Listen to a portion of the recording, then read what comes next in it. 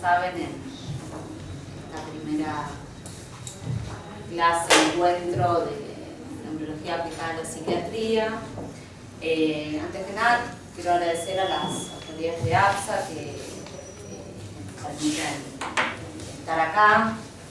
Estamos en el lugar para dar este curso y para nosotros. Bueno, están presentes Ana Casajus y Marina Díez, Valeria Listría y Pafiol no pudo estar, y Karina Pano tampoco, que son las coordinadoras junto conmigo del espacio de esta actividad. Y bueno, hoy estamos con el doctor Pablo Sanz, que es neurólogo, médico de planta del Hospital Español y ex investigador del CONICET, también pertenece al Departamento de Trastornos Cognitivos, el área de trastornos cognitivos del hospital, y junto con un equipo de neurólogos de ese hospital vamos a ir compartiendo todos los encuentros de esta actividad. La idea un poco es, en realidad la idea que nos llevó a todas las coordinadoras y al equipo, digamos, de coordinadores de psiquiatras en formación es poder hacer un recorrido de todas las patologías neurológicas que tienen algún tipo de intersección con la psiquiatría, porque muchos de nuestros pacientes tienen algún tipo de alteración neurológica, que muchas veces las sabemos de antemano y otras no, con lo cual la idea de este espacio es poder ver qué patologías tienen intersección con la psiquiatría, qué síndromes, cuáles síndromes tenemos que estar como atentos para poder pensar en hacer una interconsulta neurológica. Yo trabajo mucho con Pablo, tenemos muchos pacientes en común y la verdad es que se aprende un montón, también para demás pacientes que puedan venir y tener presente algunas cuestiones que quizás uno no las tiene presentes, no hace la interconsulta, o sea que el fin es un poco eso. También creemos, digamos, que en la formación de los psiquiatras es importante tener como esta mirada que sea panorámica de la neurología como para poder trabajar interdisciplinariamente. Por otro lado, en las carpetitas que les estuvimos dando hay un programa de esta actividad y después de las demás actividades que se están dando estos días, que comienzan, así que están todos invitados. Mañana empieza que se llama Homenaje a Echegoyen, que es un espacio de psicoanálisis que se va a hacer en la casa museo, de cambio de lugar, Alfredo Palacios, que la verdad que es un lugar increíble, están todos invitados y va a ser muy interesante, a cargo de Marcela Onofrio, que tiene mucha experiencia en el texto de Echegoyen y nos va a acompañar un poco en la lectura, como un gran grupo de lectura y de estudio. Eso es mañana jueves. El viernes está el espacio de formación política, que en realidad es un encuentro donde a partir del texto, en este caso de Mao, junto con el doctor Estañaro, nos sentamos a pensar el contenido del libro. Y el sábado acá mismo, que también es el espacio con Estañaro, en el mismo lugar que el espacio de psicoanálisis. Y el sábado acá mismo a las 11 es el ATP, que va a ser en conexión con, en realidad es un caso de Rosario, o sea, viene gente de Rosario Adamo en este caso, y vamos a estar conectados, que acá Leandro nos va a facilitar esa conexión, con los residentes de Rosario que atienden al paciente. Es un caso donde se trabaja interdisciplinariamente también, entonces quien viene es parte del tratamiento junto con los residentes que van a estar allá con nosotros. Así que bueno, la idea es que cualquier cosa que se les ocurra puedan preguntar, o sea, el espacio es como relajado, si bien Pablo va a exponer y hizo un trabajo muy interesante y muy completo. La idea es que pregunten todo lo que quieran, ya sea durante o después, y bueno, cualquier duda nos consultan en relación a cómo sigue, etc. Bueno, buenas tardes. Antes que nada, algunos anuncios parroquiales, pero bueno, la idea es cómo llegamos acá, como decía Julieta, lo más importante de los antecedentes de esto es quizás el trabajo en conjunto, ¿no? que hacemos con los pacientes en común, y donde surgen en realidad más preguntas que por ahí no van a tener una respuesta, pero sí una necesidad de un ámbito común para hacernos por las preguntas que nos hacemos desde un lado y desde el otro, de especialidades que vamos a ver a lo largo de estos encuentros, que no siempre estuvieron separadas y que no deberían seguirlo estando.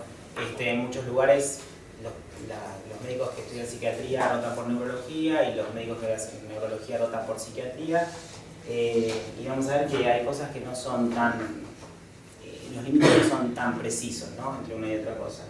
Y obviamente sí, pararnos en una postura de dejar claro desde dónde cada uno ve las cosas, ¿no? Como para que esto sirva para poder hablar y no para prestarse a confusiones. Por empezar, para relajarnos, somos tanto los psiquiatras como los neurólogos, somos todos bichos raros, estamos neurólogos y los neurólogos. Yo me olvidé de decir que hay neurólogos en el laboratorio. Somos minoría, así que no nos hagamos los genial, vivos. o sea que nosotros les preguntaremos, ustedes nos preguntarán.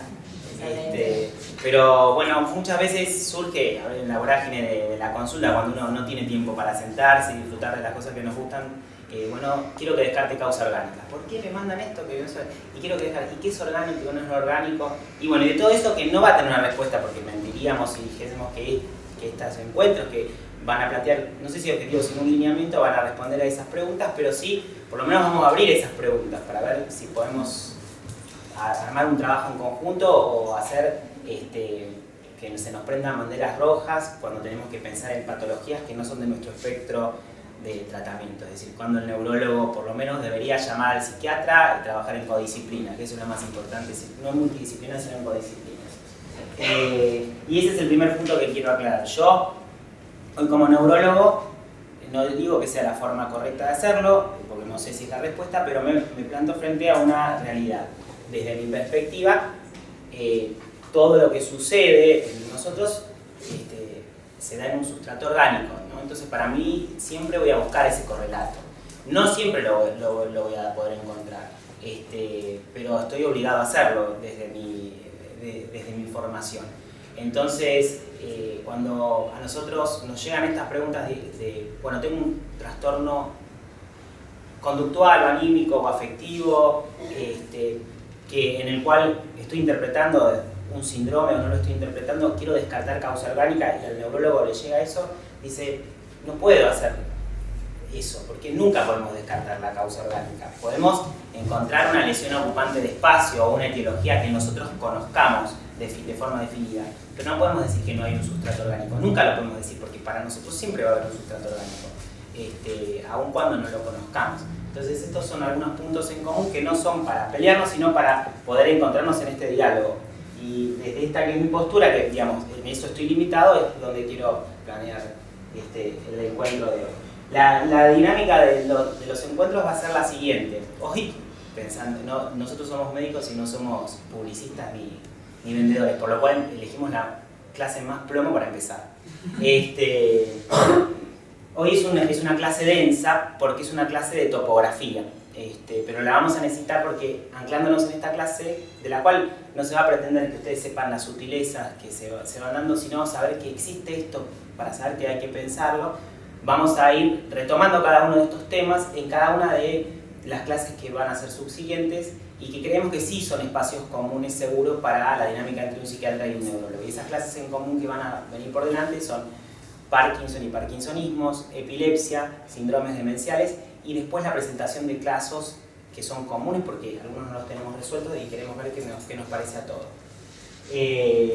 Bueno, entonces vamos a ir adelante con lo que hoy va a ser síndromes lobares, y con esto quiero plantear una cosa desde la misma perspectiva por la cual yo digo que no puedo descartar un sustrato orgánico nunca desde un pensamiento neurológico. también me paro en otra forma de proceder que viene, digamos, de una semiología francesa, que es que el neurólogo piensa sindromáticamente, es decir, junta signos y síntomas para intentar dar lugar a un diagnóstico sindromático, y eso también lo hacen ustedes.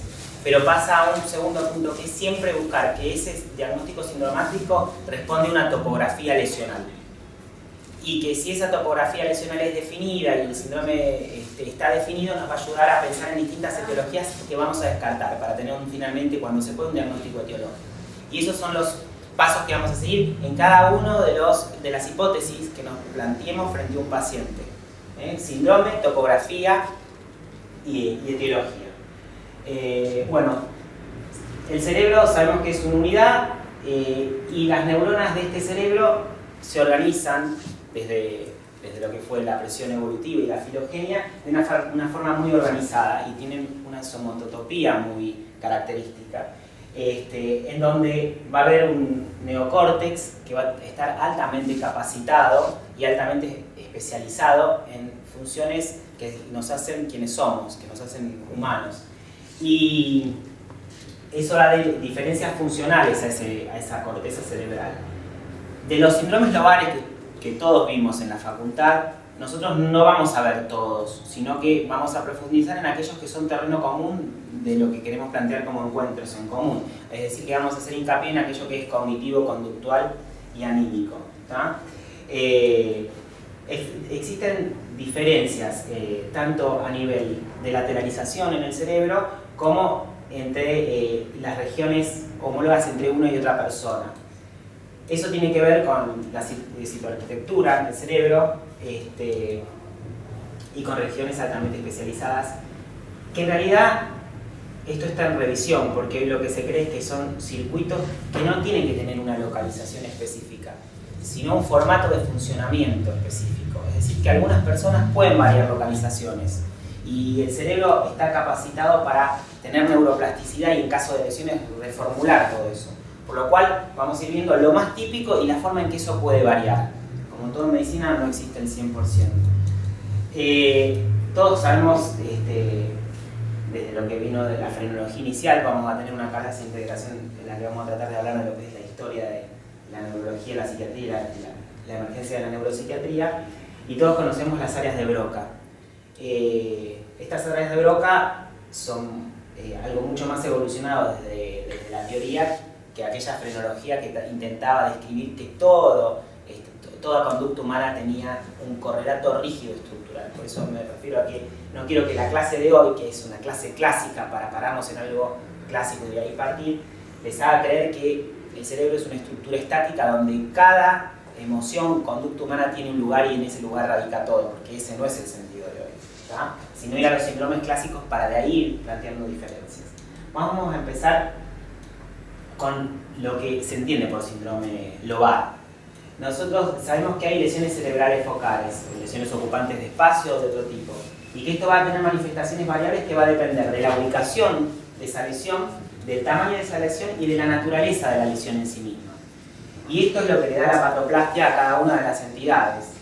Ejemplos son, por ejemplo, enfermedades neurodegenerativas como una demencia frontotemporal o las degeneraciones cerebrales focales, a las cuales voy a tomar como ejemplo en cada uno de los puntos que voy a dar como síndrome lobar. ¿Por qué? Porque esto se va a retomar en demencias y porque creo que es lo que nos va a hacer que sea más entretenido esto que estamos viendo y no tan teórico. Nosotros en este tipo de patologías que vamos a ir desmenuzando a lo largo de estas 3 clases, vamos a ver que en todas ellas, en todas las enfermedades neurodegenerativas, va a haber disfunción neuronal, muerte neuronal y desprolongación neuronal, ¿tá? Y esto se va a dar por distintos fenómenos en cada una de las entidades, que eso es lo que hace la etiología. Esto va a tener una progresión sindromática que nos va a dar una topografía característica de esa lesión sindromática y un patrón neuroconductual definido, ¿tá? Como siempre, existen variabilidades para todo esto, pero vamos a ir a las que no son variables. Entonces podemos hacer un gran resumen que vamos a ir desmenuzando a lo largo de esta clase y después lo vamos a retomar al final. Según la topografía lesional, nosotros podemos tener síndromes de afasia no fluentes progresivas, que van a tomar una topografía perisilviana, frontotemporal anterior, esto vamos a ver que se comporta como una afasia de Broca, pero vamos a ir viéndolo, no se asusten por los nombres. Una lesión perisilviana del hemisferio pero no dominante, que nos va a dar alteraciones en el tono, en la cadencia.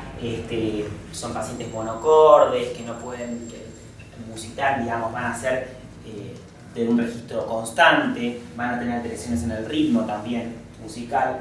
Va a haber alteraciones de estructuras temporales que afectan la primera circunvolución, que nos van a dar sordera, pero una sordera cortical, no por una patología auditiva. Bueno, y demás, que vamos a ir desmenuzando cada uno. Lo que le quiero decir es que cada uno de estos síndromes, que aparentemente son de funciones cerebrales integrales, pueden tener topografías definidas, y de hecho lo tienen, y a nosotros como neurólogos nos orientan para pensar en una lesión puntual, una lesión ocupante de espacio, en algo que está pasando. Como siempre, variabilidad. Después tenemos otro tipo de lesiones distintas a las neurodegenerativas, que yo no voy a tomar tanto en este curso, pero que en realidad son a partir de las cuales se sabe todo lo que hoy se sabe, que son aquellas que son estáticas, que pueden tener un efecto compresivo o un efecto destructivo inmediato. ¿Por qué digo que son a partir de las que más se saben? Porque la afasia de Wernicke, la afasia de Broca y todos esos síndromes se caracterizaron en el pasado por pacientes que presentaron síntomas estáticos, claros. Se hizo una autopsia y a punto de partida de esa lesión se hizo el correlato topográfico y sindromático. ¿Se entiende lo que digo? Pero estas lesiones compresivas, que aparentemente pueden ser tan claras, pueden no serlo también, porque van a tener efectos secundarios. Es decir, que cuando yo tengo un hematoma subdural en el hemisferio dominante, en el lenguaje, también tengo que ese hematoma subdural, si se sigue extendiendo, me comprime el tronco contralateral y voy a tener una lesión motora u otra alteración que me va a desorientar en su topografía. Esos son los que se llaman signos de falsa localización. Y en la modificación que puede generar cada una de las características lesionales que tenemos, también tenemos lesiones que son irritativas por sí mismas. Y la característica típica son los fenómenos ictales, donde hay un grupo de neuronas que descargan de forma autónoma y no coordinada con el resto de las neuronas, y nos van a dar manifestaciones de localización, pero por elementos irritativos. Entonces, como dije, el espectro sindromático va a ser dependiente de la localización y del tipo de lesión. ¿Ah? Bueno, similares lesiones difieren en su forma de manifestación, y esto tiene que ver con cosas de base, y de esto saben mucho más ustedes que nosotros. Y esto es lo que hace apatoplastia, es decir, un paciente con enfermedad de Alzheimer que se inicia, que supuestamente tiene un patrón similar y empieza por el hipocampo y va a progresar, va a exacerbar quizás su personalidad de base. Entonces, cuando Alois Alzheimer describió el primer caso de Alzheimer, lo describió en una paranoia, y si hoy uno ve una paranoia, no piensa inmediatamente en Alzheimer, pero eso tenía que ver con las características de la personalidad, y eso es patoplastia, y eso también es desorientador. ¿Tá? También tenemos una esfera conductual sobre la que va a actuar cada una de estas lesiones, ¿no? Y esto nos va a dar alteraciones cognitivas, ejecutivas, que vamos a explicar bien qué es esto en otra clase, afectivas y emocionales. Y esto tiene que ver con áreas de asociación, es decir, cuando un lóbulo se desconecta de otro. Bueno, entonces vamos a hablar ya no de lo que conocíamos como síndrome lobares Alten, sino como disfunción neuroconductual previsible, porque es previsible, pero no patognomónica, en lesiones cerebrales de distinta localización. Ese sería el título, que sea largo, más acorde a este tipo de lesiones de las que vamos a hablar. Empecemos por el lóbulo frontal. ¿Tá? Los lóbulos frontales son los más desarrollados en el hombre desde el punto de vista filogenético. Son los últimos adquiridos, quizás los que se dice y se presupone que tienen mayor grado de complejidad y que nos hacen quienes somos. Son el lóbulo social, digamos, porque son aquellas funciones ejecutivas de las que vamos a hablar en la clase siguiente y que tienen que ver con nuestra conducta de interacción humana. Son los más evolucionados en nuestra especie y tienen áreas de integración de la información, consciente e inconsciente, estereoceptiva e interoceptiva, y también de memoria. Son un poco un director de orquesta, y esto lo definió bien Luria cuando habló de los síndromes ejecutivos. Es el cerebro el cerebro, digamos, el lóbulo frontal, porque agarra los elementos aislados de cada uno de los otros componentes, los organiza para planificar un problema a resolver, juzga si es adecuado, regula en qué modo lo va a llevar a cabo y ejecuta finalmente aquello que quiere. Todos conocemos el homúnculo motor, ¿está? La representación que es más clara en la boca, en las manos. Y ese homúnculo motor tiene una somatotopía cortical, ¿no? Que eso lo usamos mucho los neurólogos. Pero no es en esto en que me voy a poner hoy en hincapié en los síndromes lobares frontales. Porque lo que quiero hacer es hincapié en aquello que nos une. Luria describió el caso de un ruso, en realidad, que tenía una memoria prodigiosa y a partir de ahí empezó a hacer planteos de esto, que es lo que hoy se conoce como habilidades ejecutivas y que en realidad es un constructo de capacidades y de funciones cerebrales, la mayoría de las cuales se organizan en el frontal, pero también participa parte del parietal y mucho del componente de aferencia emocional. ¿Tá? Vamos a ver que nosotros pensamos y decidimos en relación a todo esto que estoy diciendo y sobre todo en base a nuestras emociones. No existe el pensamiento racional desde Luria. Y lo que nos preocupa a nosotros en los síndromes lobares, que hoy vamos a ver, son estas formas de síndrome lobar frontal. El apático o pseudodepresivo, el desinhibido o pseudopsicopático, el mixto y el alternante. Y uno más que quisiera agregar a punto de partida de Luria, que no está descrito como algo característico, pero uno lo siente, digamos, lo genera como un espectro cabalgando todos estos, es el disejecutivo puro. A veces uno puede tener un paciente que empieza con un trastorno disejecutivo y después se va hacia un lado apático o pseudopsicopático. Eso dependiendo de la lesión que lo generó y la progresión. ¿Qué es lo que caracteriza al síndrome apático o pseudodepresivo? Bueno, la reducción de la espontaneidad, tanto motora como verbal. Hay una absoluta pérdida de iniciativa, el paciente es inercial. Ojo porque es inercial para uno y para el otro lado. El paciente está apático y sin movimiento, pero también tiene una alta dificultad para el control de los impulsos, o sea que así como nosotros lo exacerbamos, puede respondernos con un golpe. No hay productividad si no está guiada por un cerebro externo que a veces nosotros no tenemos que aportar. Hay una actividad motora mucho más lenta y esa actividad motora más lenta responde a un razonamiento más lento, es decir, a una actividad mental lenta. Hay indiferencia afectiva, se parece mucho a un síndrome neuroléptico esto. Escasa emotividad, menor interés sexual y cuando esto evoluciona, porque es una enfermedad neurodegenerativa, porque es una lesión que no dejó evolucionar, va al mutismo asinético. Es un paciente que se queda en una posición estática y no habla. O sea, acá es como un esquizo. Sí, un depresivo inhibido, Una catarsis. caso de golpe, sí. con un...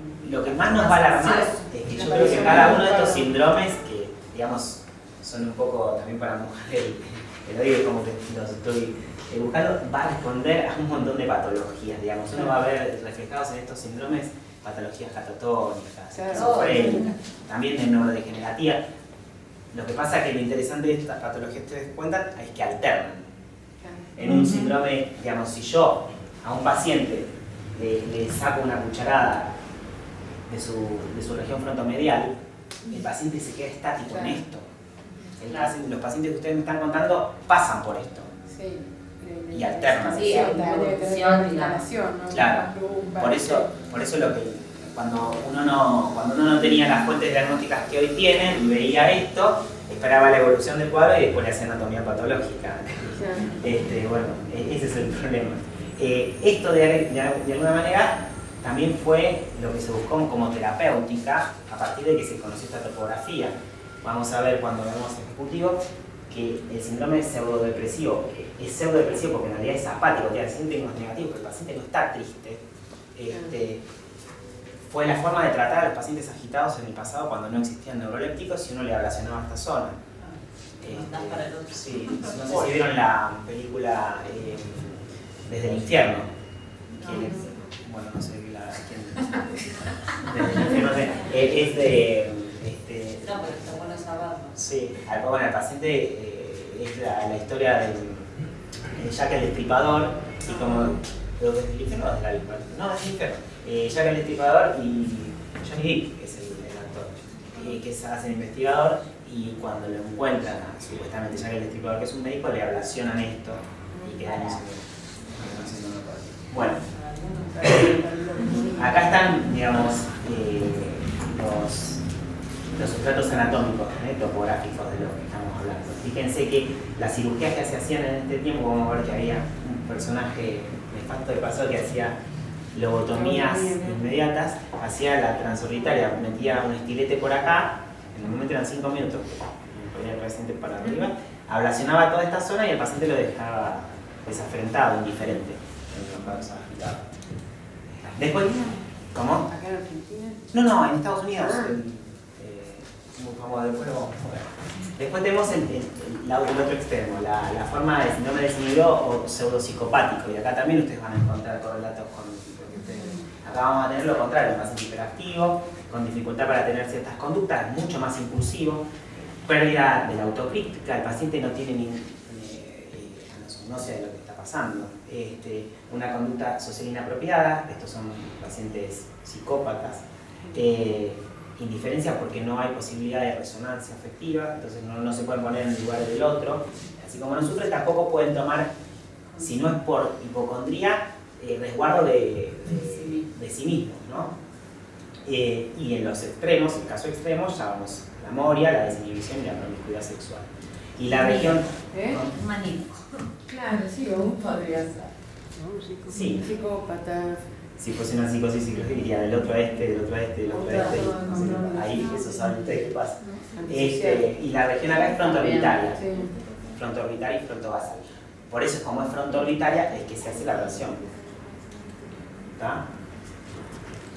Acá tenemos, el otro estaba acá arriba, este está acá abajo. Entonces, cuando este está abajo, metemos el este, rompemos el pasaje entre uno y otro y nos vamos de un cuadro al otro. Lo que no podemos es revertir lo anterior. Este se puede revertir, el otro no le puedo dar a un paciente con indiferencia afectiva reestimularlo. Este es un patrón inventado por mí, digamos. Pero realmente es lo que uno ve cuando hace un análisis neurocognitivo de un paciente que tiene uno u otro cuadro. Y a veces existe solamente esto. Por ejemplo, los pacientes con ADD suelen tener un patrón disejecutivo a veces. Cuando vos me mandás a ver, no tenemos un patrón del otro y lo que tenemos es un patrón disejecutivo, que es una alteración en el control, regulación e integración de todas las funciones cognitivas. Esa dificultad de las funciones superiores no le permiten ni planificar, ni prever, ni secuenciar, ni resolver problemas. Generalmente hay trastornos atencionales primarios, porque la atención es parte de las funciones ejecutivas. La memoria de trabajo es una función ejecutiva, lo vamos a ver. Este patrón disejecutivo se ve de forma reversible, por ejemplo, en el depresivo. Y puede estar coexistiendo con los anteriores o aislado. Y puede alternar. Y tiene que ver más con estas regiones, la dorsolateral y la temporal. Entonces, de las regiones prefrontales tenemos corteza y región subcortical.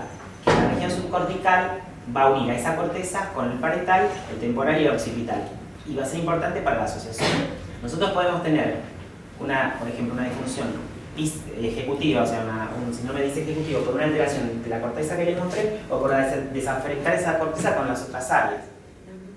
Es que decir que un paciente que no tiene resonancia afectiva y no toma decisiones, le puede pasar por esto, o por una lesión parietal, vamos a ver que no le deja decidir, o por una desafectación entre una y otra, y eso a veces es difícil de discernir. Y ahí está la imagen de otras cosas, ¿no?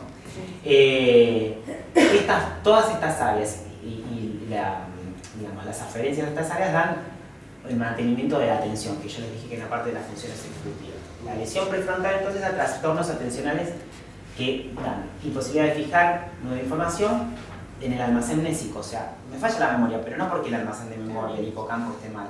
Me falla la memoria porque no llevé, ni codifiqué porque no tuve tiempo, ni lo llevé al almacén. Y si lo llevé mal y cuando lo voy a buscar está mal. Entonces, la evocación es posible solo con estimulación. Esa es la diferencia, lo vamos a ver. Que digamos, estos pacientes... Sí, claro, es ejecutivo la de. Estos pacientes procesan rápido y mal, y guardan rápido. Entonces yo digo, bueno, ¿qué me pasa? Lo vamos a ver igual, pero le doy una lista de palabras a un paciente con Alzheimer, no lo recuerda. Le digo, bueno, a ver, de esta otra lista en la que mezclo palabras que le di, palabras que no le di, cuáles le di, cuáles no le di. No recupera el Alzheimer, ni una ni otra forma. Estos pacientes sí, sí, esta me la mostró, sí, esta me la mostró. De hecho, esto nos pasa también cuando estamos agotados. Tenemos el fenómeno de la punta de la lengua, entonces uno va para atrás y lo recupera. No falló el almacén de la memoria, falló como ir a buscar al almacén de la memoria. Esto es trastorno atencional y disejecutivo. Otros elementos posibles en el síndrome prefrontal van a ser la rigidez mental, es decir, el paciente va por una vía, le falló, vuelve por la misma vía, le falló, vuelve por la misma vía y se ofusca en eso, ¿tá? La perseveración, que es parte de lo mismo, y eso da conductas estereotipadas y repetitivas. Y el patrón mixto y alternante, que es el más frecuente en los pacientes que ustedes ven, el alternante, y el mixto en los pacientes que veo yo. Porque el paciente con una enfermedad neurodegenerativa no tiene un patrón estático. Empieza de una manera y lo va modificando. Un paciente con Alzheimer empieza con una disfunción hipocampal, la hace temporoparietal, temporoparieto-frontal y así sigue. Todos nos morimos más o menos igual. Bueno, las demencias hacia el final todas se parecen, porque ahí no se puede hacer diagnóstico diferencial. Hay una amnesia frontal que les dije, nos vamos a meter de vuelta en esto, es como les dije que funcionaba. Y tiene que ver el trastorno atencional y la impulsividad. El trastorno de control de los impulsos también hace que yo no pueda procesar la información. No ordeno, no organizo, ignoro los estímulos. Esto es fundamental. Digamos, el paciente tiene una intolerancia a la interferencia del medio. No se puede focalizar. Cuando uno está bien va a un café y estudia en el café.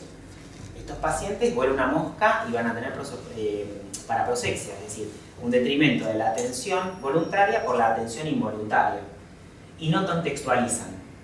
Es decir, el paciente a veces no puede darse cuenta del entorno, no ayuda el entorno para la deducción, y en esa descontextualización lo puedo ayudar yo con la evocación, que es el fenómeno que les expliqué antes. La memoria de trabajo depende del buen funcionamiento de todos los lóbulos frontales. Las lesiones del lóbulo frontal tienen mejor rendimiento en las pruebas de reconocimiento que en las de evocación libre, y en el caso de las lesiones bilaterales hay confabulación, es decir, estos pacientes, que es lo que uno, por ejemplo, ve en el Korsakoff, por esta organización, no solo no recuerdan, sino que inventan. O sea, rellenan. Eso lo vamos a ver, que los patrones cuando son bilaterales suelen variar muchísimo, tanto en las lesiones lobales frontales como en las parietales y las occipitales.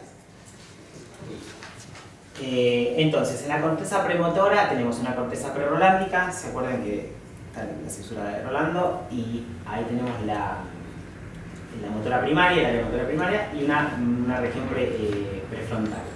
Y esto es necesario para la coordinación y la continuidad de las series de elementos motores. Es decir, si yo tengo que hacer un plan motor para llevar a cabo un acto complejo, necesito identidad de esto. Y esto, fíjense, acuérdense cómo es la catatonia manierística. Bueno, así actúa una alteración de la corteza premotora, descompone un movimiento y se queda en la mitad, no lo puede desarmar. Interviene el aprendizaje motor con fórmulas motoras estándar. Ahora se sabe que en esto también participa mucho el cerebelo, pero digamos, las lesiones cerebelosas no dan una alteración de la planificación motora, el movimiento es torpe. Acá las lesiones de la corteza premotora sí dan una descomposición y la imposibilidad de llevar a cabo un acto motor. El área de Broca va a dar una alteración del lenguaje propio y motora, y generalmente se va a acompañar, porque es muy raro que no lo haga, de una alteración motora en el cuerpo contralateral. Y la motora suplementaria participa en la iniciación del movimiento, o sea que estos pacientes pueden tener fenómenos inerciales, es decir, si yo no les empiezo el movimiento, no lo empiezan. Bueno, no nos vamos a meter en todo esto, pero ¿qué pasa? Esto puede ser confusor. Una praxia oral puede dar alteraciones en el habla, y las alteraciones en el habla pueden confundirnos con el lenguaje, por lo cual no es tan fácil de la localización. Las lesiones derechas, en vez de alteraciones en el lenguaje propiamente dicho, como les dije, va a dar alteraciones en el tono, en la melodía, en el ritmo. Son pacientes que no le van a poner entonación o le van a poner una inadecuada entonación. y también van a alterar la planificación y organización. Las lesiones izquierdas van a dar alteraciones de la fluidez del lenguaje y el habla espontáneo. Esos pacientes entienden lo que dicen y entienden que lo que dicen está mal, entonces hablan poco. ¿Se acuerdan de la fascia de Broca? Bueno, se comportan como una fascia de Broca. ¿Se acuerdan o no? ¿Se acuerdan que había una fascia motora, que es de Broca, y una fascia de comprensión, que es la de Wernicke? Bueno, la fascia de Broca, que es motora, que está en el paciente lo que característicamente le pasa es que es hipofluente. No habla o habla muy poco. Es una fascia anómica. No repite, porque por más que entiende no lo puede ejecutar. La diferencia de una fascia transcortical. O estos pacientes se comportan de esa manera. Y las lesiones derecha, como les dije, van a tener esta estereotipicidad producto de un trastorno neurocortical. Entonces, volviendo. Síndrome frontomedial, síndrome hepático. Región frontovasal, síndrome de desinhibición. Dorsal, trastorno disejecutivo. Coexistencia de todos estos en los cuadros que ustedes ven. Coexistencia de todos estos en los cuadros que yo veo, pero de forma no alternante, sino progresiva. Corteza premotora y demás áreas no me preocupa tanto para lo que es el encuentro de hoy. ¿Está? ¿Alguna pregunta con esto? ¿Está? Bueno. Las lesiones que alteran el síndrome frontal pueden ser, que dan un lugar a un síndrome frontal, pueden ser múltiples. Todas estas. Vamos a elegir las degenerativas o tóxicas porque vamos a tomarlas más tarde. Estas dan síndromes estáticos, ¿está? Excepto las tumorales que van creciendo si no me doy cuenta. Pero las vasculares, las tumorales y demás. La demencia frontotemporal característicamente es una lesión selectiva de regiones asociativas frontales. Hay demencia frontotemporal y afines. El espectro de demencia frontotemporal o degeneración frontotemporal puede ser puramente frontal, frontotemporal o puramente temporal. Y eso nos va a dar los patrones que va teniendo, ¿no? Va a haber una degeneración progresiva que predomina en los lóbulos frontales, en las regiones anteriores de los temporales, en una u otra forma la vamos a ver. Es un porcentaje menor de las demencias, no es la más frecuente, pero sí es la más frecuente en jóvenes. Y el problema es que estos pacientes se meten mucho en el espectro sindromático que ustedes ven y en las ansiedades que ustedes ven con trastornos anímicos y de conducta. Por lo cual me gustaría verlas acá y en demencia porque es importante que las tomen en cuenta. Si no se piensa, la demencia frontotemporal se encuentra en un neuropsiquiátrico. Ese es el problema. Puede comenzar a cualquier edad, pero generalmente es de jóvenes. En jóvenes... ¿Esos son los pacientes que habías visto? Sí, sí. Sí, una variante frontotemporal. Generalmente, se puede ver en cualquier momento, pero generalmente es en jóvenes y generalmente tiene asociación familiar, ¿no? Acá fíjense, esto es una tomografía, la simetría entre... Igual vamos a ver después casos clínicos en demencia donde está el paciente y se ven personas más lindas, pero se ve la atrofia marcada que tienen áreas frontotemporales, es mucho mayor que en las hospitales. Sí. Esta es una forma de variante que es más temporal que frontal, que es una fascia no fluente progresiva, que también la vamos a ver. Y acá estamos en el hemisferio dominante izquierdo, ¿tá? Y fíjense que la atrofia, a diferencia de la anterior, que era en toda la parte frontotemporal y más a nivel frontal, acá es más a nivel temporal. Fíjense que acá la ínsula se ve casi descubierto y acá no se ve la ínsula. Bueno, el trastorno conductual de la demencia frontotemporal no tiene un comienzo bien definido, es insidioso. Hay alteraciones de la personalidad y la conducta social, con pérdida progresiva de la iniciativa, alteraciones del razonamiento, alteraciones sobre todo en lo interpersonal, en los modales. Estos pacientes generalmente tienen cuadros anímicos de inicio y generalmente se preceden en años a que se desarrolla el síndrome de forma completa.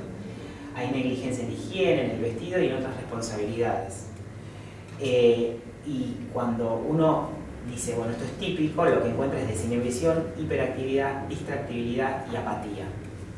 Pero esto va a ir alternando dependiendo del momento sintomático. Esto es pérdida neuronal, son cuerpos de PIC, vamos a ver que se van dando en estas estructuras, entonces va a ir variando conforme vaya avanzando. En el estadio final no se va a diferenciar del Alzheimer. Y si el Alzheimer empieza por estas regiones, va a dar un cuadro igual que este.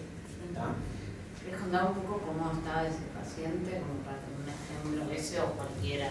El de Témpora era un paciente, un médico. Sí, era médico, sí, como nos suele pasar, hacemos cosas raras. Sí. Que había empezado con un trastorno. Porque la edad era un relativamente joven. Sí, empezó con, veintipico de años. digamos, con abuso de sustancias, en contexto de automedicarse, digamos, hacía abuso de alcohol y abuso de psicofármacos a los que tenía acceso por los síntomas que él describía como ansiedad o depresión y con, digamos, una hipocondría manifiesta. A punto de partida de eso empieza con, digamos, una disfunción familiar en la cual se pone violento, no le interesan un montón de aspectos que tienen que ver con el cuidado de su familia, empieza a tener un comportamiento imprudente en lo médico y en los bienes personales y desarrolla un síndrome demencial con desinhibición. Pero durante el tiempo intercurrió en... La negligencia en la higiene era Sí. bastante característica. ¿Cuántos años tenía? Y cuando empezó, había empezado a los 45, Sí, 50 no, años. 45, 50, re joven. Bueno, pero ahora tendría, Sí, sí. no llegaba a los 60. No, 55, No, 55. Súper joven.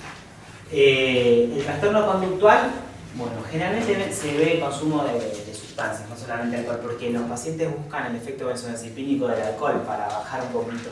Hay alteraciones alimenticias en más o menos, generalmente en más, glotonería, pero eso depende de si funciona más una topografía o la otra.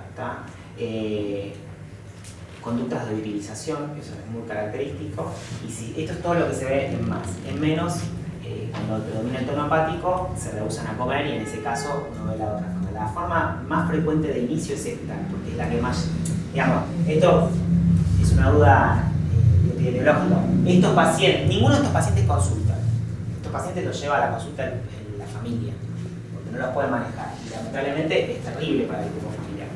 Estos pacientes molestan más y por eso llegan antes de la consulta. Yo no sé si esto es más frecuente que esto. Lo que sí es que se ve más. ¿Conducta de utilización? Claro, es utilitario en las relaciones interpersonales y con los... Manipulación Sí, con sí, con la sí. Es un manejo utilitario en la relación familiar, en la relación con la mujer. Es un paciente que no puede pensar en el otro porque no puede resonar afectivamente. Entonces, si establece un vínculo, lo establece, como un psicópata, digamos, lo establece porque le es cómodo. Estos pacientes, generalmente si tienen un oligofrénico cercano, lo tienen de amigos, es cuando se van a asociar porque van a decir todo lo que tiene que hacer. Bueno, esta conducta de utilización con familiares es con objetos también. Y con objetos es con lo que se ve la entrada de las adicciones. Lo que pasa que acá estamos hablando de demencia. Estos pacientes se deterioran. Si estos pacientes fueron por un síndrome de Amoria, por ejemplo, y se mantuviesen estáticos, no van progresando y se quedan en este comportamiento. Si yo tengo un paciente al que ablacioné una estructura por un tumor y me queda con este síndrome de utilización, esto no va a progresar hacia la forma apática, se va a quedar acá. ¿No? Esto de los comportamientos estereotipados vamos a ver que tiene que ver con una aferencia de las amígdalas, después sí que se llama síndrome de Cramer-Bucy, pero lo vamos a ver. Estas conductas de utilización interpersonal pueden llegar a una forma extrema. ¿Tá? Cuando sometían a ratones a la ablación de estructuras de las amígdalas, lo que veían es que el paciente quedaba con una forma dócil, o sea, las ratas quedaban en una estructura dócil, llevaban todo lo que veían a la boca y lo ingerían, fuese comestible o no fuese comestible. En estos pacientes pasa algo muy similar y se supone que es por esa desafragmentación. Se ven fases muy avanzadas de la enfermedad frontotemporal, pero también se ven el Alzheimer. Se llama cualquier objeto a la boca, comestible o no comestible, hay una reducción de la libido cuando llegan a la forma apática, o aumento excesivo de la libido, es para uno u otro lado, o la alternancia de una y otra. Y en el síndrome de Cramer-Bucy completo lo que vamos a tener es comportamiento estereotipado utilitario en todos los ámbitos. Nos consultaron para internar, pues son pacientes también que es complicado dónde se internan, porque en un psiquiátrico no encajan, digamos, por la infraestructura, por la también dependencia que generan, porque son este tipo de pacientes hay que estarle 24 horas al lado. Tú querías derivar a un paciente que, o sea, con este diagnóstico, estuvo 2 meses internado en una clínica psiquiátrica con un acompañamiento de 24 horas, a los 3 días, o sea, tenía el acompañamiento, pues había ingerido pilas en la internación, tapita que veía se la comía, o sea, es igual. Y a los 2 días lo llevan a la casa y empiezan a tomar detergente. Estaban buscando los temas que es muy difícil porque si hay algo que tiene, digamos, no hay nada bueno en la patología de la demencia frontotemporal, pero digamos, si hay algo que uno puede hablar con el familiar en estos casos que son neurodegenerativos y progresivos, es que así como alternan, van a llegar a un comportamiento indefectiblemente apático. O sea, así que empezó con irritabilidad y comportamiento psicopático, va a llegar a un momento de mutismo, claro. Distinto de los pacientes que no, que tienen una lesión puntual, estructural, y esos pacientes hay que tratarlos con psicofármacos como si fuese un químico. Pero sí, el grupo familiar es el que más se resiente, porque aparte en estos cuadros ven un familiar con el que tiene unos lazos afectivos que empieza a tener una conducta antisocial y hipersexual con gente de la familia. Muy duro. Bueno, estas conductas estereotipadas al principio pueden confundir deambular en un trayecto fijo, repetir una otra frase.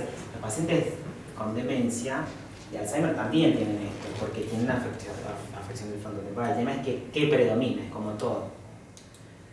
Síntomas afectivos, ansiedad y depresión, muy frecuentes al inicio, rápido cambio de humor, que es también frecuente, y puede mostrar preocupación por su salud, pero al espectro hipocondríaco, y hipersensibilidad hacia el dolor.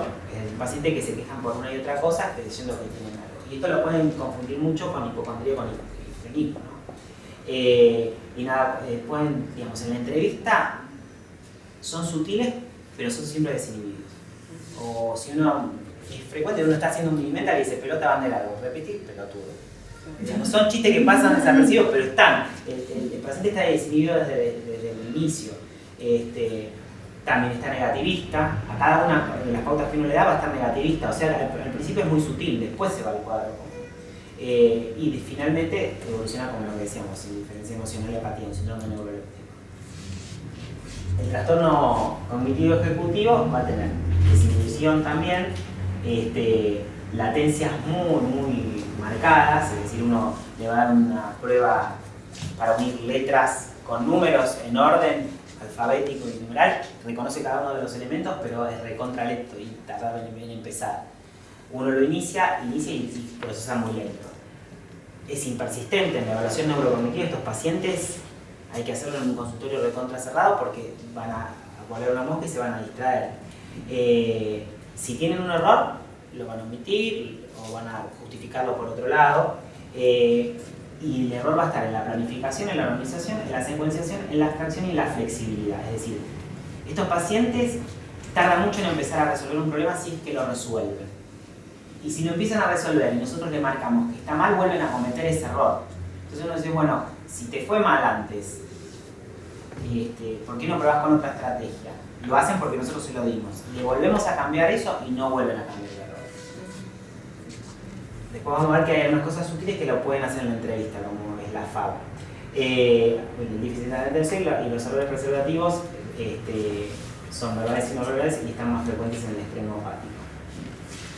Y también hay una alteración en el lenguaje, va a ser hipofluente, se van a comportar parecido a un broca, van a tener pérdida de iniciativa, no van a empezar a hablar, el pensamiento es muy concreto, así o no, en la entrevista, no van a planificar o organizar ideas de forma semántica, no porque tengan una alteración semántica en los frontales no, la alteración semántica se le nota, sino porque no van a hilar un pensamiento complejo, entonces el lenguaje va a pasar muy concreto. Las frases son breves, poco elaboradas, repetición de palabras, pudiendo haber ecolalia y otras perseveraciones. Los pacientes yo lo hago aplaudir y siguen aplaudiendo. Digo, aplaudo una vez y siguen aplaudiendo. Va a ser correcta la estructura gramatical, la articulación y la pronunciación, pero va a estar alterado todo esto. Y otra vez el espectro sintomático final es el mutismo. El CET-TES y el FAS, que vamos a ver, es una prueba de lenguaje para ver que hagan categorías semánticas, es decir, yo le digo, dígame todas las palabras que usted conozca que representen animales. Bueno, después dígame palabras que empiecen con F, con A y con S. Y eso nos va a hablar mucho de cómo manejan el componente ejecutivo, porque paciente, cuando tiene algo netamente frontal, va a tener un buen bucle semántico, va a tener en su estructura gramatical y en su representación del lenguaje qué es un animal, qué animales conoce. Pero cuando trate de coordinar cómo suenan con esas palabras, va a tener una baja afluencia. Julio le había dicho. Sí, que no porque había dicho algo muy gracioso, pero claro, no pudo. No pudo seguir adelante porque nos había nombrado. Era el fa con F claro, y las vocales. Tal cual. ¿No? Nosotros dijimos que diga una serie de palabras y después de las palabras que había dicho elegimos las que más de la inicial que había dicho más palabras, dijimos, bueno, ahora díganos con tal inicial y no pude seleccionar las anteriores. Los objetos, no hay una alteración anómica inicial, solamente si son objetos infrecuentes. Después, si lo dejan progresar, sí. La repetición va a estar conservada, pero igual que el lenguaje automático. Estos pacientes en un estadio severo, también lo vemos en los pacientes que tenemos con afasias por ACV, que uno le dice chau y dicen chau, ¿tá? Porque el lenguaje automático va por otra vía.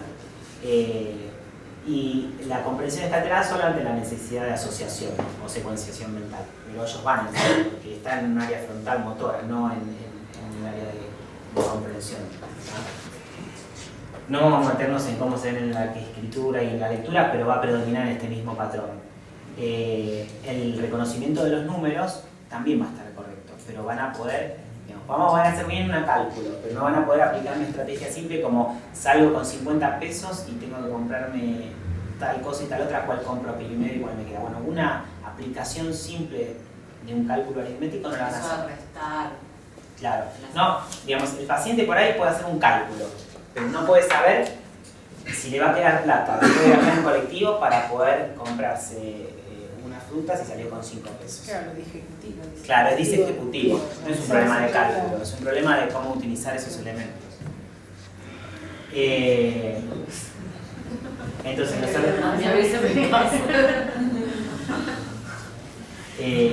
bueno, los errores que van a tener en la práctica, es decir, en la ejecución, van a tener que ver con la omisión, con la perseveración o con la violación por defecto de la planificación, pero nunca por las alteraciones en la orientación topográfica, que es otra área. En la demencia frontotemporal, como dijimos, también va a haber un problema amnésico que va a tener que ver con la extracción espontánea de la información del almacén, es decir, la extracción del almacén, y la aplicación de una actividad mental de organización, y con la abstracción del evocado, pero no con la memoria en sí misma, no con el almacén.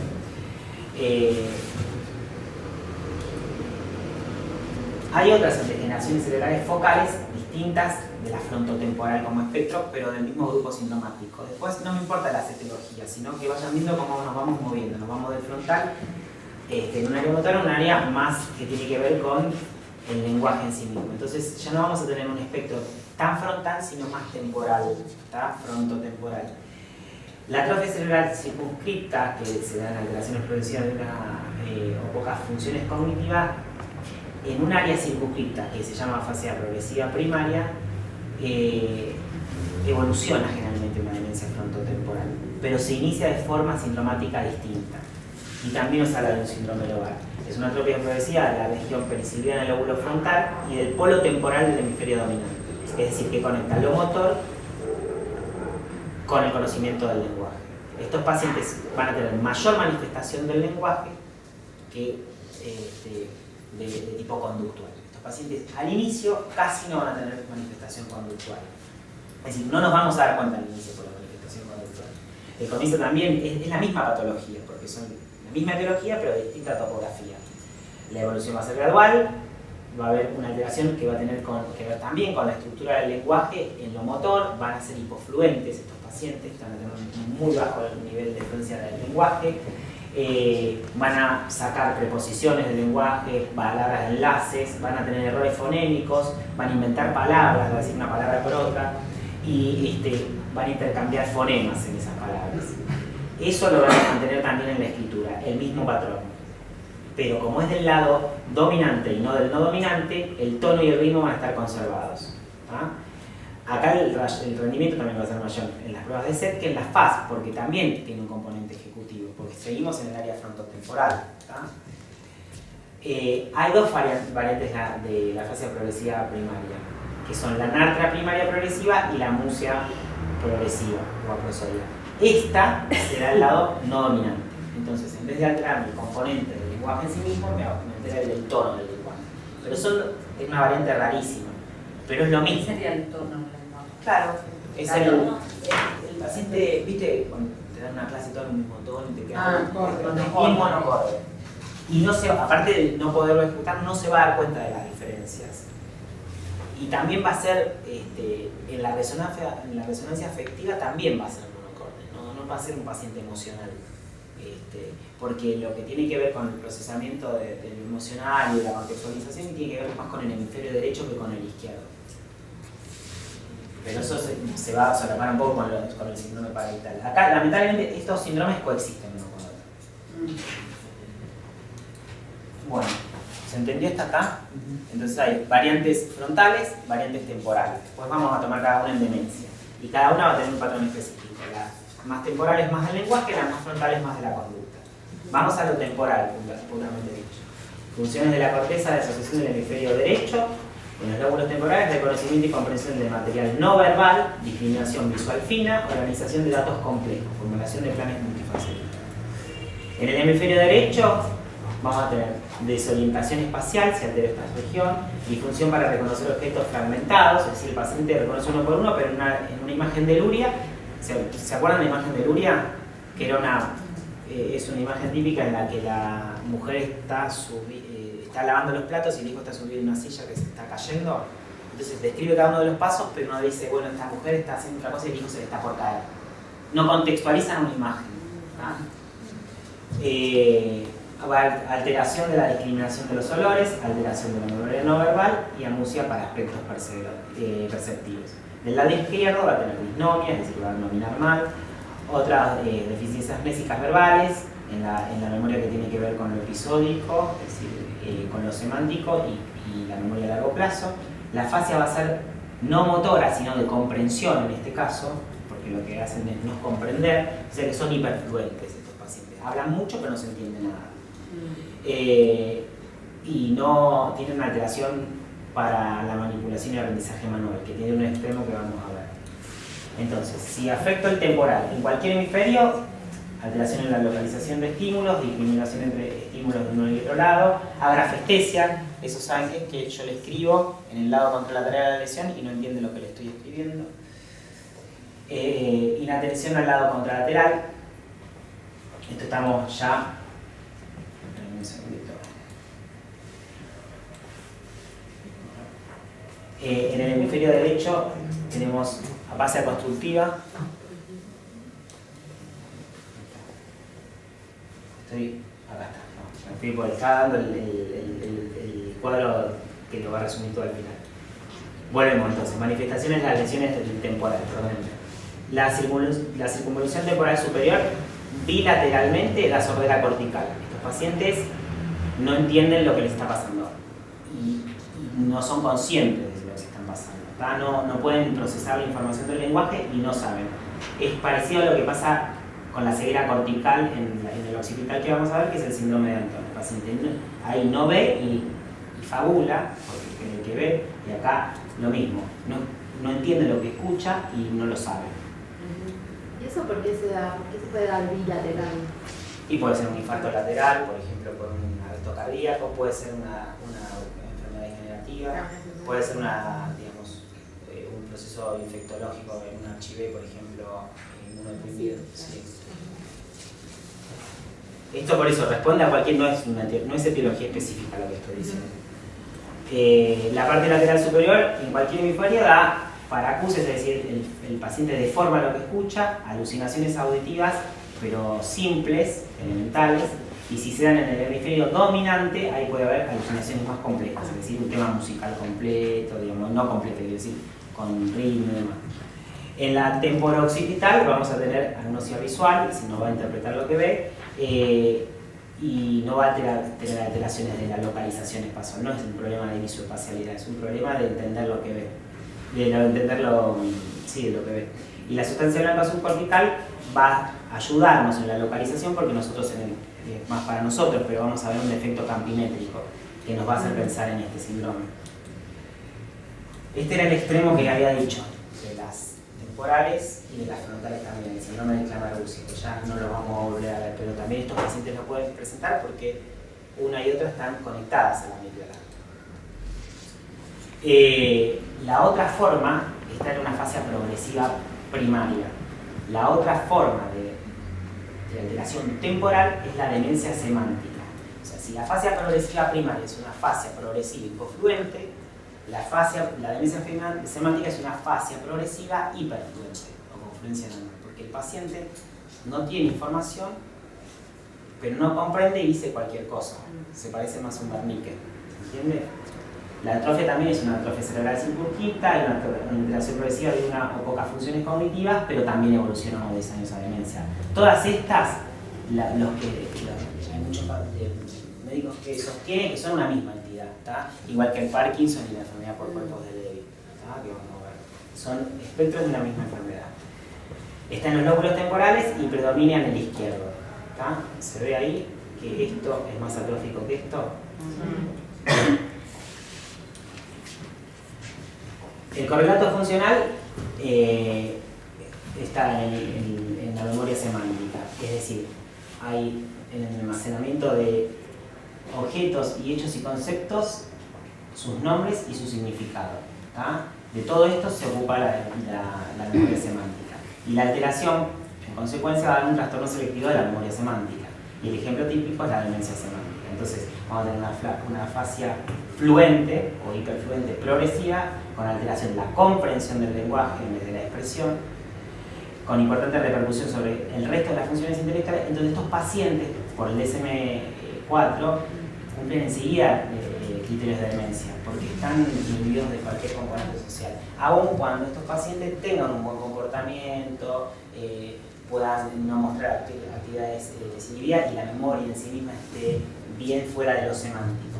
Pero como son tan limitantes funcionalmente, para el DSM-4 estos pacientes están lentes. Para este DSM-4 que está saliendo, diferencia esta forma. Los aspectos clínicos en la demencia semántica va a tener aspectos alterados, claros y preservados. El contenido va a ser pobre y repetitivo, va a haber dificultad para encontrar la palabra, sobre todo los nombres de cualquier cosa, propios y de objetos, y mucho más si son infrecuentes. Las parafases van a ser semánticas, no fonémicas, es decir, una cosa por otra. No mejora con pistas fonémicas y usa vocablos comodín. El paciente dice cosa, cosito, puede usar circunloquio también. Va a haber una mayor dificultad categorial que fonémica. Estos pacientes van a nominar menos animales que palabras que empiecen con F con A con C. Y sí va a estar preservada la fluidez, la fonología, la sintaxis, la gramática, la articulación y la prosodia. O sea, son como que uno va disecando cómo funciona el lenguaje, digamos. También va a estar preservada la memoria que tiene que ver con lo episodio, con lo autobiográfico y lo no verbal, es netamente semiológico. También va a estar preservado todo lo que tiene que ver con lo visoperceptivo.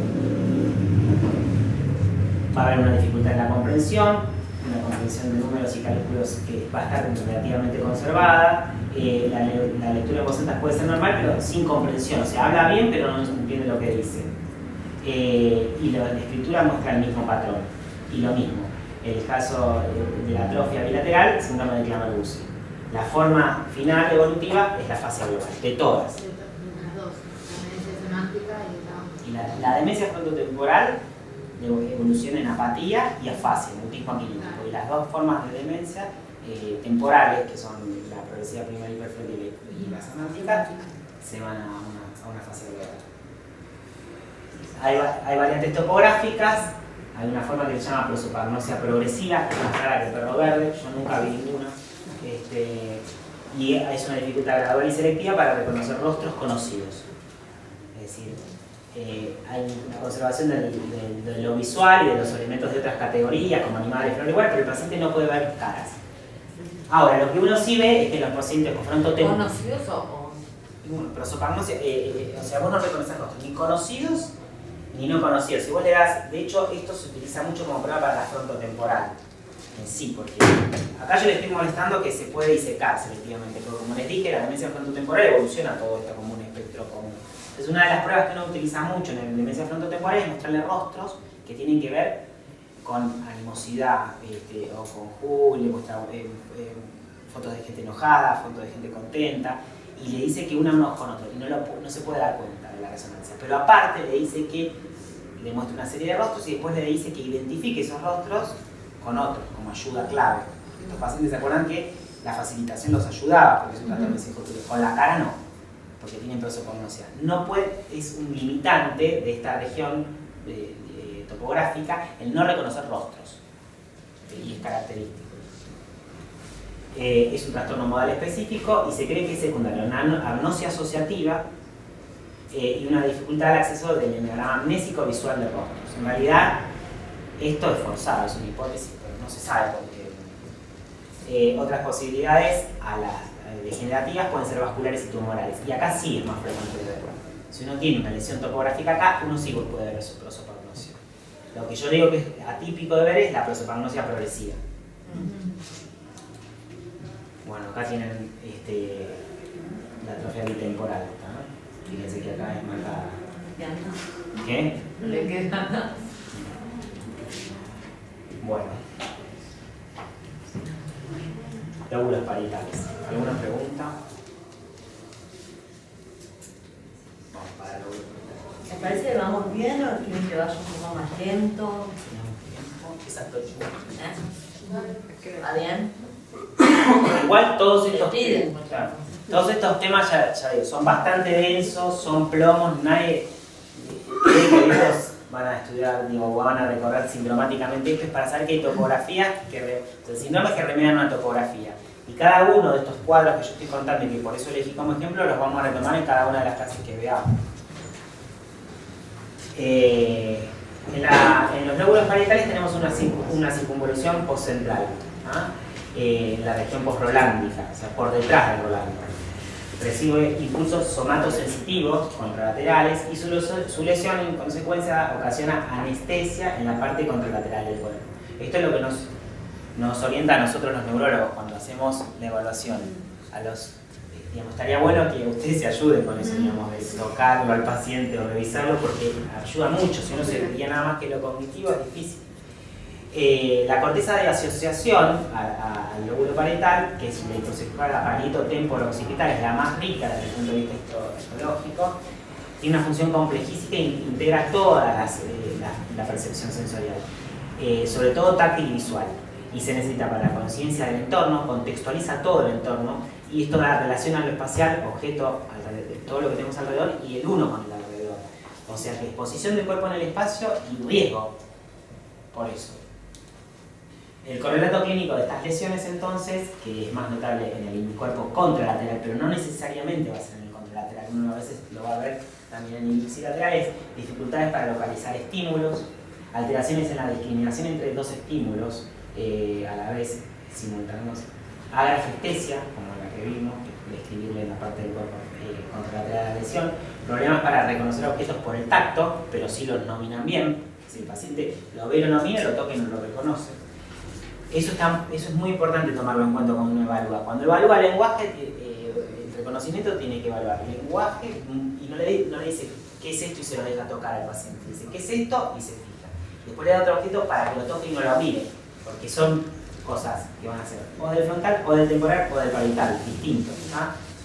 Es característica la inatención del hemicuerpo contralateral, que es en su extremo es el síndrome de Neglet, pero no necesariamente va a llegar a Neglet. ¿Se acuerdan del Neglet, el paciente que uno estudia en medicina, que tenía la lesión y del hemicuerpo sano, que era el ipsilateral de la lesión, se afeitaba, se vestía, se higienizaba, el hemicuerpo contralateral no hacía nada? Ese es el síndrome de Neglet. La extinción sensitiva, apraxia del vestido y heminegligencia. El Neglet, aparte de la heminegligencia, tiene nosognosia, eso no lo reconoce.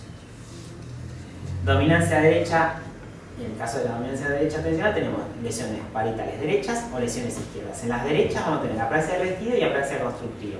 En las lesiones izquierdas o frontales asociadas a parietal, vamos a tener apraxia gestual y apraxia oral. Esto es más útil para nosotros. ¿Cuál es el correlato de las lesiones parietales entonces? Vamos a tener alteraciones en la orientación, en la memoria topográfica, son pacientes que tienen amnesias topográficas, desorientaciones topográficas, una apraxia constructiva. ¿Y cómo se manifiesta? se desorientan. Se sienten En todo, digamos. más El allá paciente del lugar. no puede contextualizar, digamos, la puerta con el lugar que le es familiar y para dónde tiene que ir. Es decir, tiene que No tomar es solamente el lugar. No, por ejemplo, tiene que ir con el colectivo para un lado o para el otro, eso es lo que les cuesta. Apraxia constructiva, discalculia espacial, o sea, le pifian el lugar por donde tienen que pasar, se golpean. Hemiasomatosougnosia, es decir, que no van a reconocer el déficit. Anosognosia, síndrome de alto manejo, que lo vamos a ver después, que son los extremos, digamos. Apraxia ideomotora, que esto se puede presentar por forma parietal, prefrontal izquierda o del cuerpo calloso. En la apraxia ideomotora, uno le dice al paciente que le ejerce un acto complejo, por eso lo habíamos visto también en prefrontal. Le dice, bueno, ¿cómo secuencialmente prendes un cigarrillo y lo fumas? Paso a paso. En la ideatoria uno se lo muestra, por ejemplo, hacer lo que yo hago, pero en la ideomotora él lo tiene que generar. Cuando es subcortical asocia cuadrantopsia homónima inferior contralateral. Esto lo buscamos, digamos, por las fibras de asociación, digamos, hacia el occipital y nos va a orientar muchísimo. Este es un subsíndrome del anterior, digamos, en las lesiones parietales que afectan la confluencia parieto-occipital izquierda y la circunvolución anterior, vamos a tener un espectro sintomático característico, que va a ser agnosia de los dedos, desorientación derecha-izquierda, es decir, le decimos cuál es su derecha y cuál es su izquierda y no lo vas a saber, el síndrome de las modelos. Agrafe central lingüística y acalculia. Y eso tiene que ver, porque se puede presentar uno o todos. Que se presente todo tiene que ver con cuánto se extendió la lesión y cuán degenerativa es. Puedo tener un elemento, dos o todos. El síndrome de Germán no es patognomónico de una enfermedad, es topográfico, o sea que lo puedo analizar y no lo puedo ver en lesiones estructurales, ¿no? Hay una forma de atrofia cortical superior que también es bastante infrecuente, es lentamente progresiva, esto tiene palito occipital y evoluciona con ambos hemisferios, altera las funciones visuales complejas que puede terminar en demencia. El correlato clínico es un espectro sintomático progresivo que va a alexia y agnosia visual, desorientación topográfica en lugares familiares, el síndrome de Balin que ahora vamos a ver, el síndrome de Germán y la fase transcortical. No importa esto, es atípico, lo que quiero decir es que hay áreas que van asociando. Apraxia primaria progresiva no nos vamos a meter, y vamos al síndrome occipital final. ¿Tá? Estos dos últimos, el occipital y el parietal, no nos involucran tanto, salvo algunas cosas, por ejemplo las alucinaciones visuales y cómo toma el paciente esas alucinaciones. La topografía es la corteza visual primaria y las fibras aferentes. El correlato funcional, si es unilateral, es mianopsia homónima contralateral. Si es bilateral, puede tener una ceguera cortical. Y si compromete áreas de asociación a esa corteza, voy a tener el síndrome de Anton, que es anosognosia de la deficiencia. El paciente está ciego y dice que no está y viene caminando y trata de imitar que no está ciego. Los distintos tipos de agnosia visual, cuando comprometo fibras de asociación, no solamente involucran al síndrome de Anton, puedo tener aperceptiva, asociativa, una agnosia de los colores, de los gestos, una simultagnosia, pero digamos, lo patognomónico sí sirve. Si las disrupciones del córtex occipito temporal izquierdo, vamos a tener respuestas rápidas con errores semánticos. Agnosia visual asociativa es eso. Es decir, yo respondo rápido y mal, porque lo que veo, lo veo mal.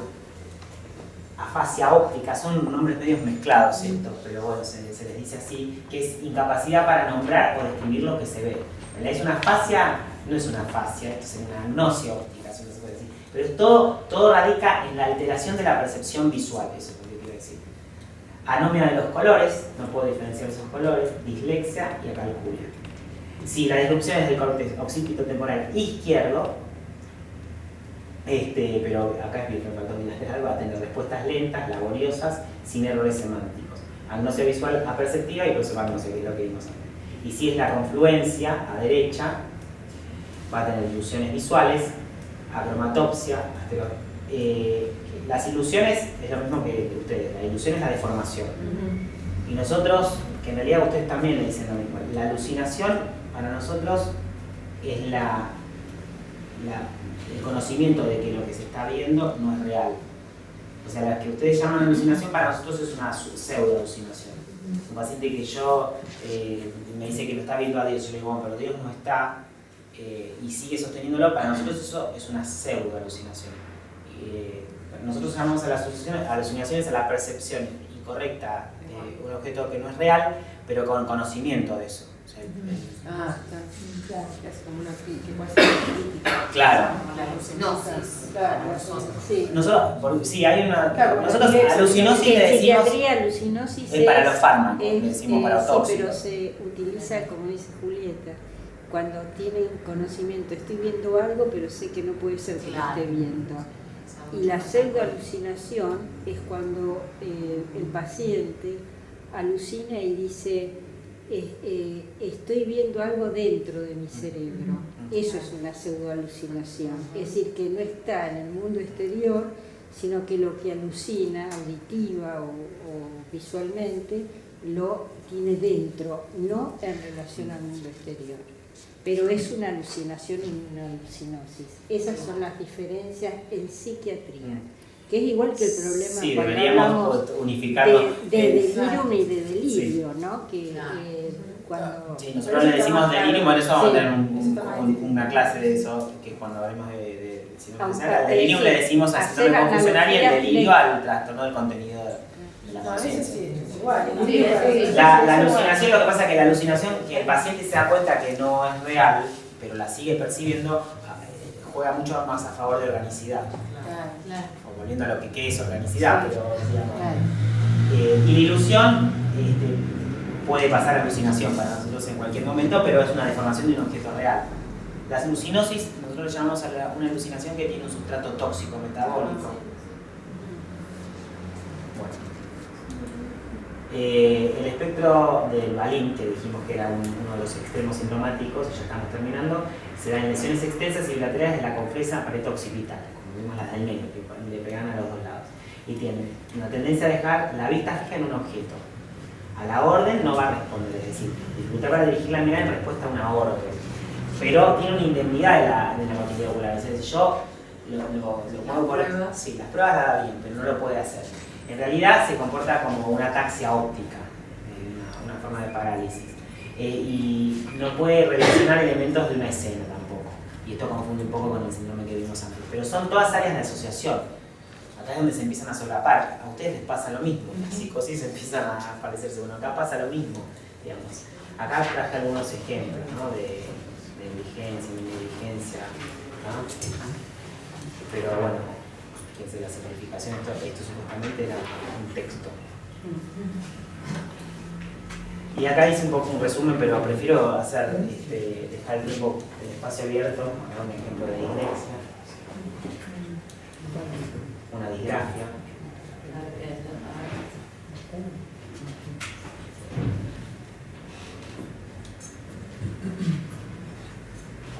Calcule ese sector. Esto es una calcula.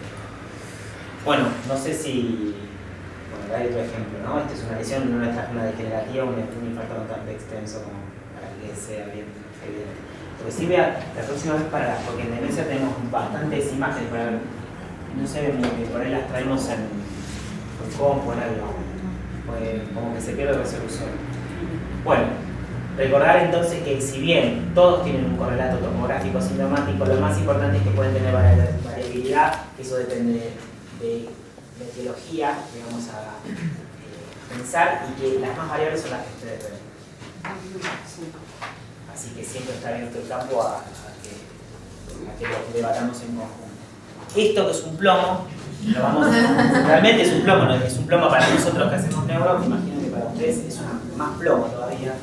Lo vamos a retomar cuando veamos lesiones vegetativas en epilepsia, cuando veamos síndromes neurodegenerativos en demencia y cuando vean alteraciones que exceden de la sustancia nigra en Parkinson. ¿Alguna pregunta?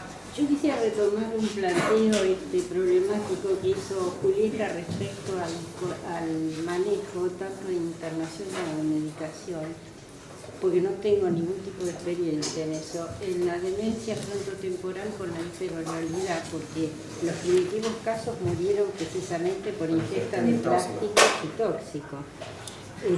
esto lo sé por literatura, no he visto ninguna. Y lo que quería preguntar a ustedes, que tienen experiencia en estos pacientes, si con una lesión, digamos, cortical de esa envergadura, hay posibilidad de receptores para neurotransmisores y todo lo demás, como para que puedan responder a medicación, o están tan lesionados que ni responden a medicación como para poder controlar una internación dirigida, ¿no? No sé, no tengo no sé, yo no... A mí lo que me suele pasar en los espectros de enfermedades neurodegenerativas, sean demencia frontotemporal o en Alzheimer, que en los estadios iniciales, que es donde uno va a ver los síndromes psicopáticos o hiperactivos con hiperoralidad, responden a neurolépticos y de hecho uno tiene que intentar empezar con muchísimo menos dosis que en un trastorno psiquiátrico, porque los pacientes con enfermedades, digamos, con manifestaciones psiquiátricas de una enfermedad neurológica suelen responder a dosis, te diría que para ustedes son homeopáticas.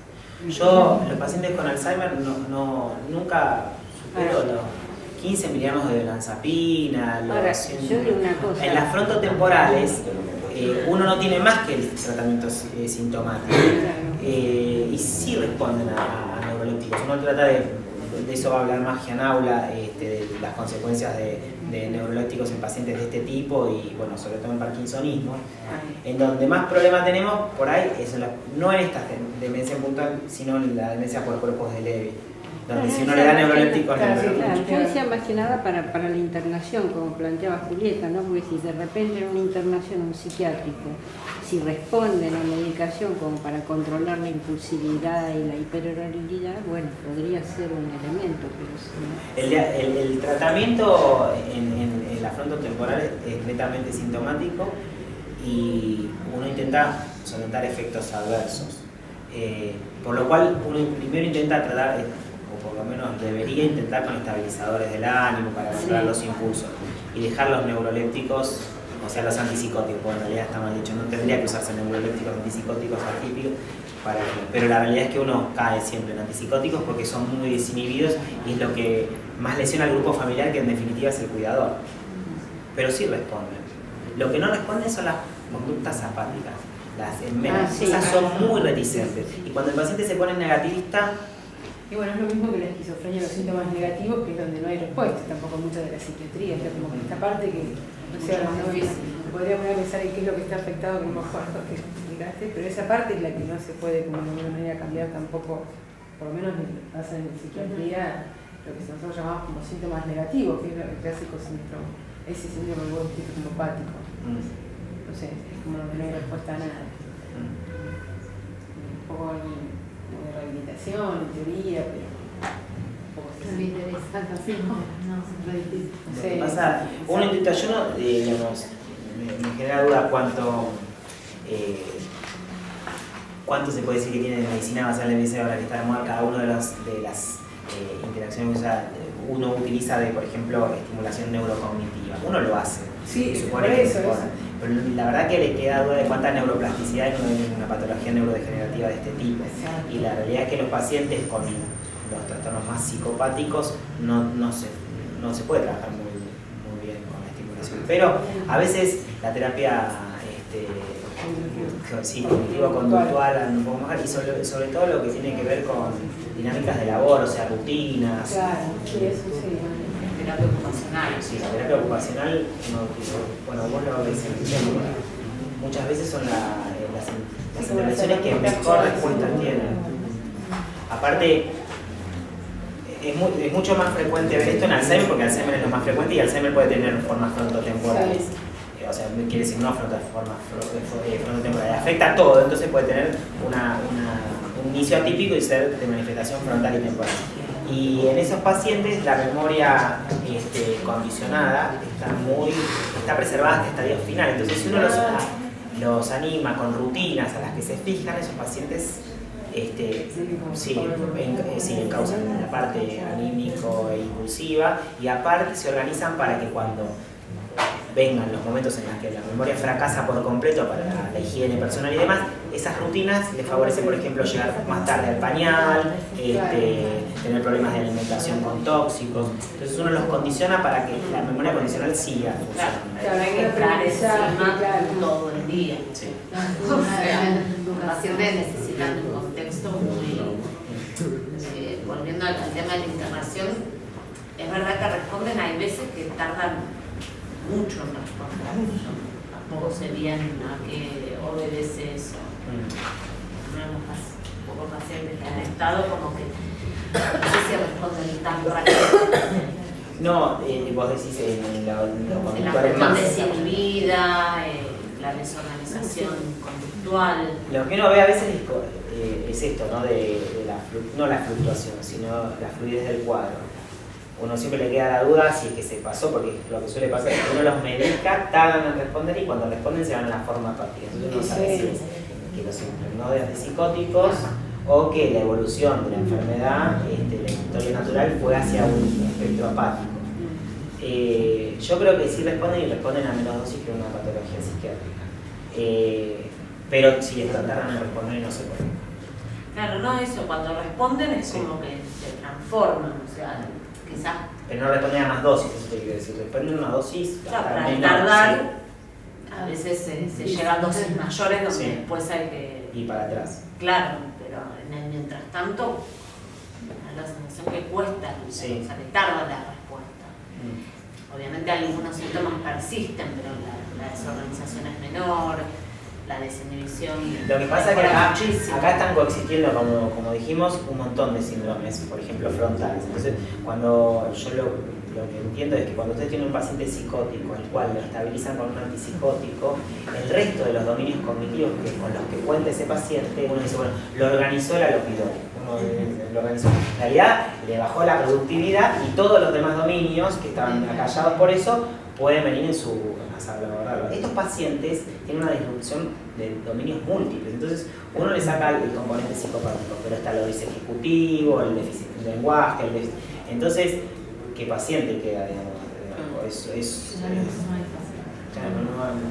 No es de un único dominio. Pero el problema de que responden, que sí responden, sobre todo cuando no son neurodegenerativas, que son lesiones ocupantes de espacio, es que uno puede creer que respondieron por la medicación, que se trataba de un cuadro psiquiátrico y en realidad un vacío o un movimiento cerebrovascular. Yo creo que una pregunta, pero es muy pava, pero siempre desde la psiquiatría siempre hay un concepto que yo creo que todos los psiquiatras sabemos, que es decir, bueno, si hay alucinaciones visuales es orgánico, una respuesta occipital, como si fuera algo occipital. ¿Es siempre tan así? O sea, todos los psiquiatras sabemos, volvemos a lo mismo, que ¿no? si es visual es orgánico. Con orgánico me querés decir que hay una lesión. Sí, o sea que... Porque en realidad, ya te digo, volviendo a lo mío, mirá, no sé, pero ustedes ven alucinaciones, digamos, te digo dónde no. Los síndromes confusionales tóxicos, lo que más tienen son fenómenos visuales. Las microzoopsias y las macrozoopsias pueden ser del síndrome por cuerpos de Lewy, pero también puede ser por los agonistas dopaminérgicos que uno les da. Claro, sí. Pero no sé decirte eso, lo saben más ustedes, qué frecuencia de alucinaciones visuales hay en un paciente esquizofrénico. Eso. Sí,